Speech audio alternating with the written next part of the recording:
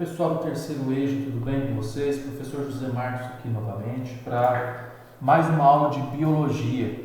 Na verdade serão duas, porque como vocês sabem, alguns alunos precisam fazer o PET número 5.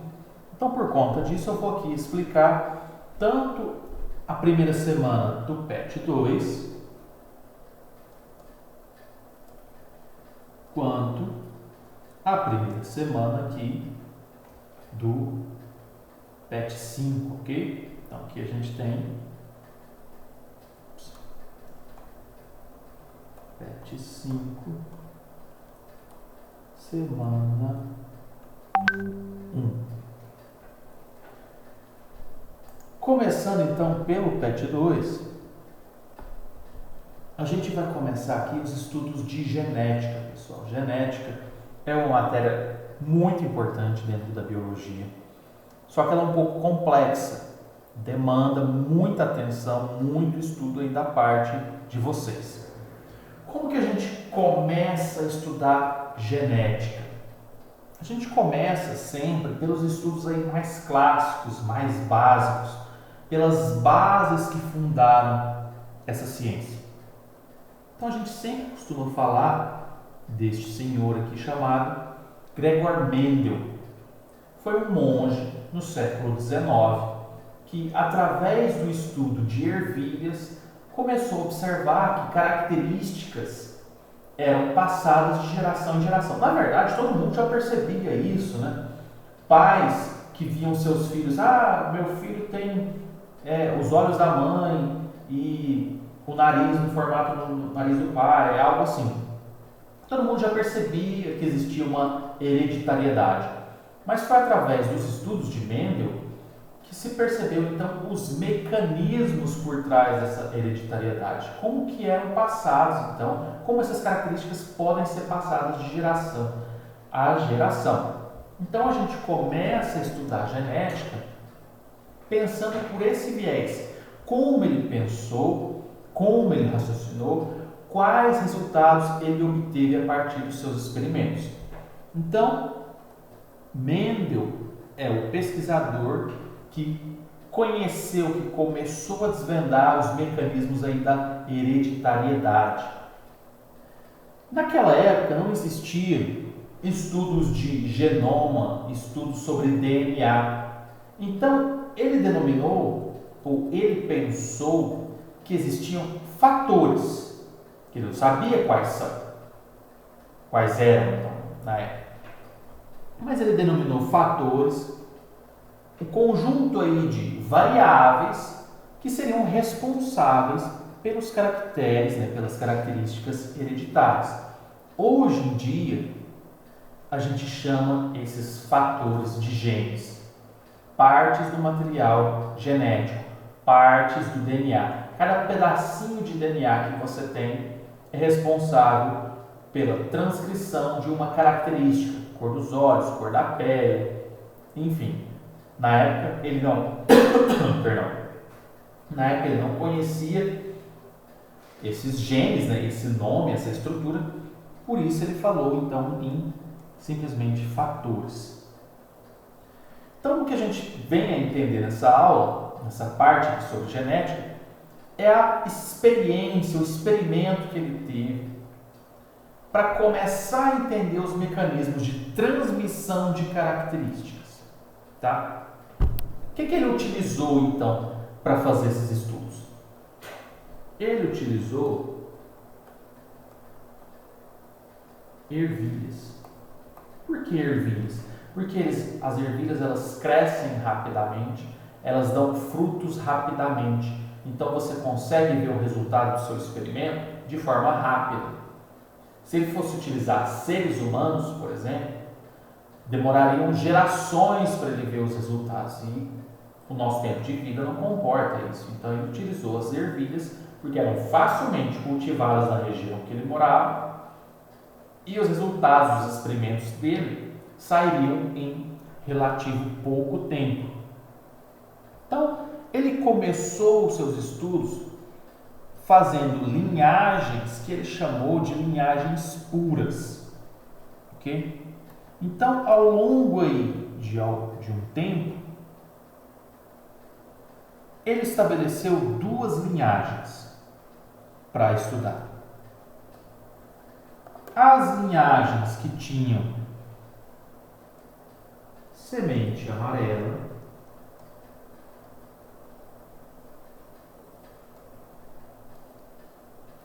e as linhagens que tinham semente verde.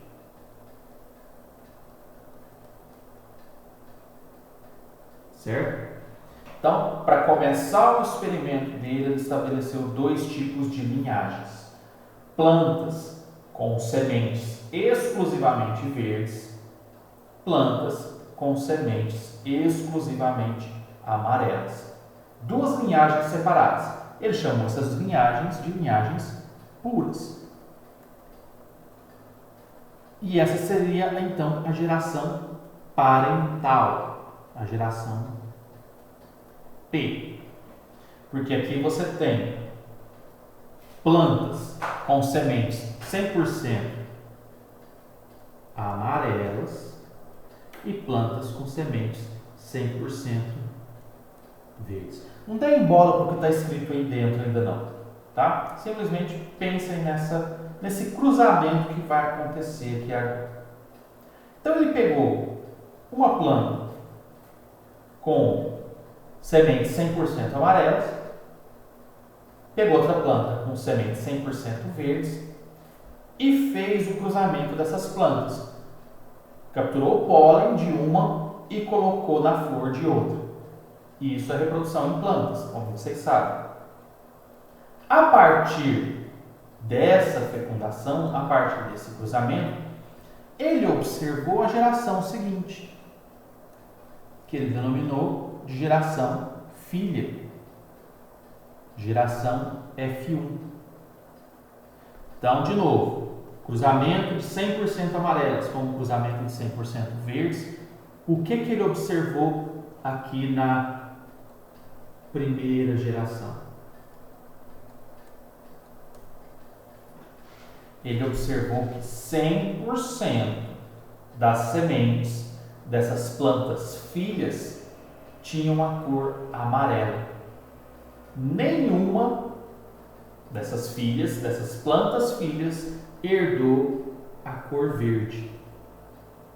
Então aqui 100% amarelas. Olha que interessante. Você pega linhagens puras e você espera que metade amarela, metade verde, só que não. Na primeira geração aqui, após um cruzamento de sementes amarelas com sementes verdes, a primeira geração é exclusivamente amarela. O que Mendel faz aqui?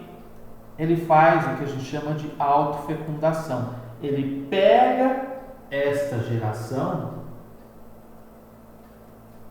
e cruza entre si. Esta primeira geração de plantas com sementes 100% amarelas, ele faz então uma autofecundação dessas plantas. E o que ele observa já na segunda geração?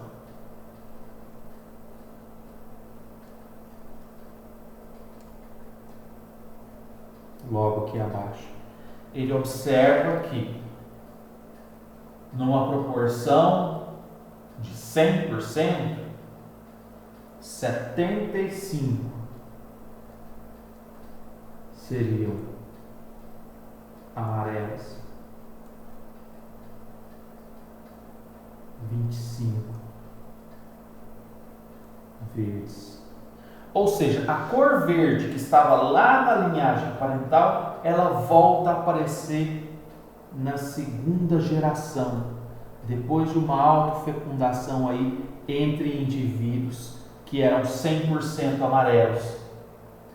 Então, uma característica que, no caso, esta semente aqui herdou de um dos seus avós. Olha só que interessante. Então, a partir desse experimento, Mendel começou a entender melhor os mecanismos pelos quais eram transmitidas as características hereditárias.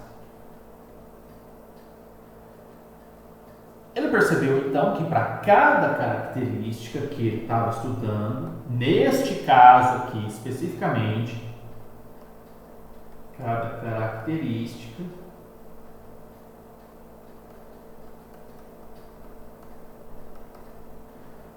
você teria então dois genes possíveis, ou como ele chamava na época, dois fatores.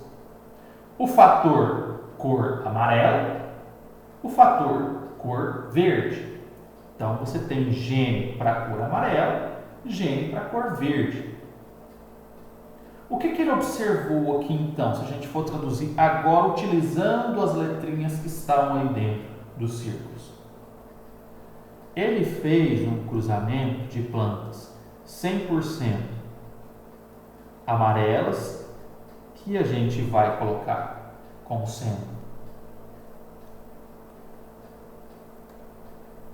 VV, tá? O símbolo para a cor amarela seria este aqui, linhagem pura. Vou até mudar a cor aqui para ficar mais fácil. Então você tem uma linhagem pura amarela e uma linhagem pura verde, cruzando entre si. Quando há um cruzamento, você envia para a prole, para a próxima geração, um conjunto de genes apenas, um conjunto de cromossomos. Então, este pai aqui enviou este, por exemplo, e este enviou este. Não fazia diferença, porque ambos são iguais, são linhagens puras. Então, a próxima geração vai ter essa característica aqui. Serão todos dessa forma, concorda? A geração parental, assim, 100% amarelo, 100% verde. Com o cruzamento, cada um manda um conjunto de genes apenas. A geração que a gente chama de F1 vai ser assim. Dessa forma, se não houvesse então uma condição de uma característica se sobrepor à outra, você esperaria que se formassem sementes coloridas. Mas o que ele observou nessa geração aqui? 100% de cores amarelas. Mesmo a planta tendo o gene para a cor verde, ela manifestou apenas a cor amarela. Então, nesse sentido, ele chamou o gene para a cor amarela de gene dominante. Ele fez a autofecundação aqui. Né? Então, melhor, ao invés de fazer isso aqui, o que foi feito? Ele pegou indivíduos assim e cruzou com indivíduos da mesma forma. Então, o que ele fez foi isso aqui.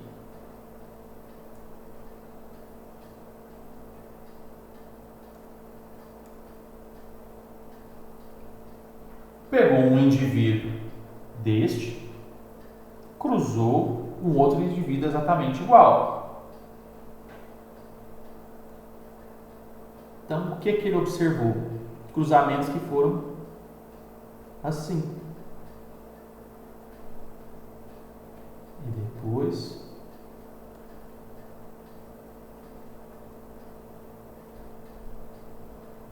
então, qual que foi a proporção aqui? Um amarelo, 100%. Depois, o amarelo com o verde.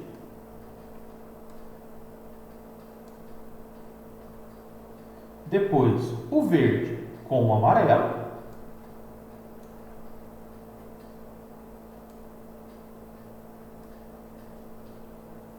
E por fim, verde e verde. Eu sei que é um pouco complexo, mas tentem entender o seguinte: houve aqui um cruzamento em cima de indivíduos com os dois genes, com gene amarelo, com gene verde. Gene amarelo, gene verde. É esperado que o indivíduo passe apenas um conjunto de genes para frente. Isso é passado de forma aleatória, então ele pode passar o amarelo ou ele pode passar o verde. Então, estatisticamente, ele passa para os seus filhos 50% de amarelo e 50% de verde, que pode encontrar do outro lado ou um amarelo ou um verde também. Então, ele passa aqui, ele passa o amarelo, o outro passa o amarelo, o filho vai ser assim. Se aqui ele passa o amarelo, o outro passa um verde, vai ser assim. E assim por diante. Só que a gente viu que a cor amarela é dominante em relação à verde. Então, nesse caso aqui, o indivíduo vai apresentar a cor amarela. Aqui também.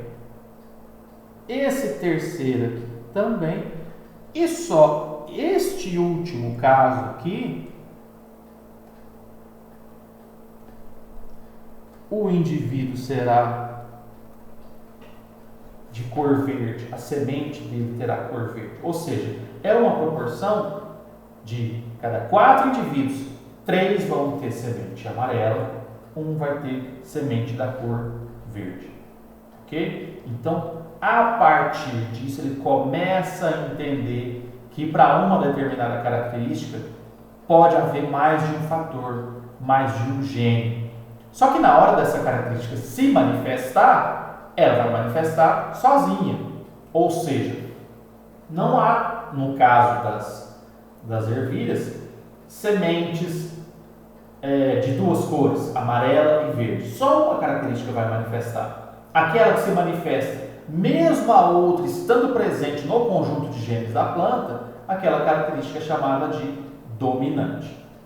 Ok? Então, é um assunto complexo. Respirem, parem um pouquinho, para a gente ir agora para o assunto do PET 5.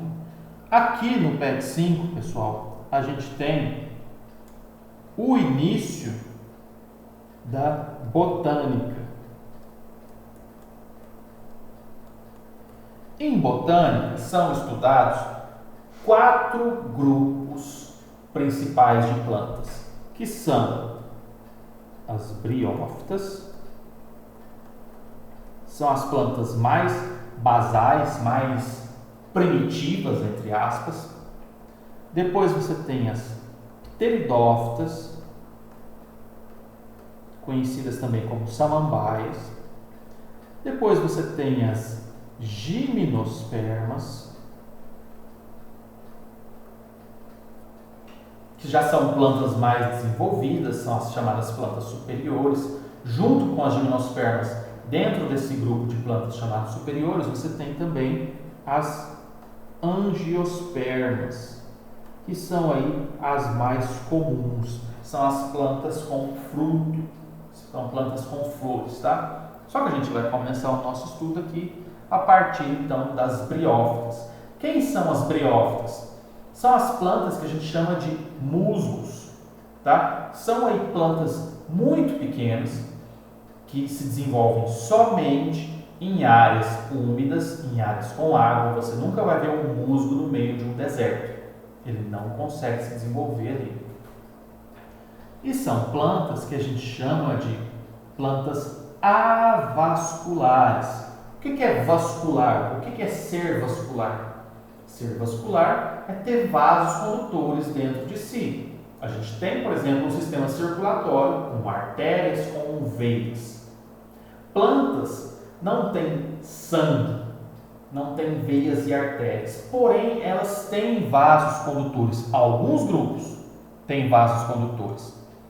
Conduzem o quê? Conduzem água, conduzem nutrientes, tá? Então essas plantas superiores que eu falei para vocês, no caso de gimnospermas, angiospermas, mesmo as pteridófitas, elas vão apresentar vasos condutores.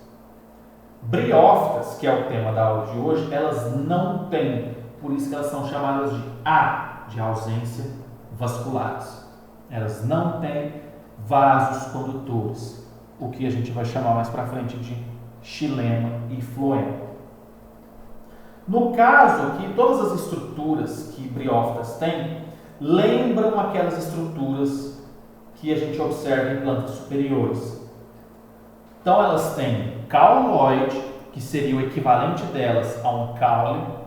Elas têm os chamados filoides, que seriam o equivalente delas às folhas. E também rizoides, que seriam os equivalentes às raízes. Então, essas três estruturas básicas que a gente vê em qualquer planta estão presentes aqui em briófitas também, só que como estão subdesenvolvidas nesse grupo, a gente chama aí de rizoide, filoide e cauloide, ok? O mais complexo de se entender desse grupo vem agora. Por quê? Porque em briófitas e nos demais grupos também, não é só nas briófitas, mas aqui dentro de plantas isso é comum, existe o que a gente chama de alternância de gerações. O que é que vem a ser isso?